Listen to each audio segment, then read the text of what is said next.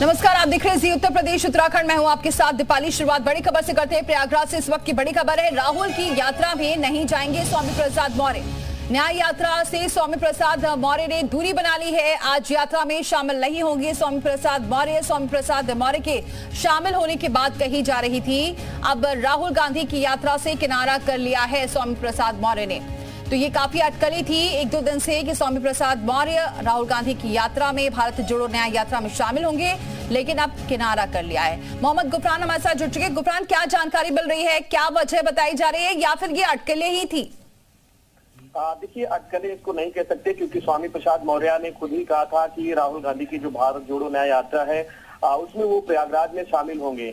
लेकिन अब उनकी ही जो तमाम समर्थक हैं, जो जिन्होंने इस पूरे कार्यक्रम को लेकर के प्रयागराज में तैयारी की थी कि भारत जोड़ो न्याय यात्रा जो राहुल गांधी की है उसमें स्वामी प्रसाद मौर्य शामिल होंगे, उनके तरफ से ये बात कर दी गई है कि अब स्वामी प्रसाद मौर्य नहीं आ रहे हैं इस यात्रा में, वो आज की डेट में शामिल नहीं हो रहे हैं। सीधे तौर पर ये कह सकते हैं कि उन्होंने न्याय यात्रा से दूरी बना ली है।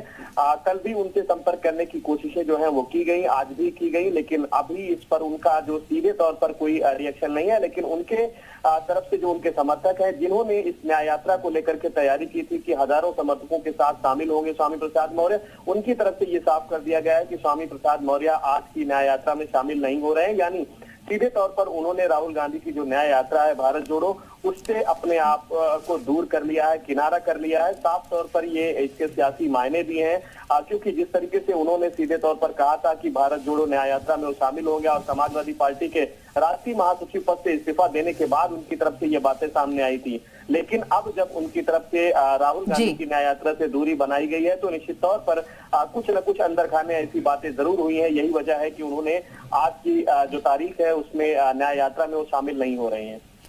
शुक्रिया गुफरान, ये जानकारी अब तक पहुंचाने के लिए।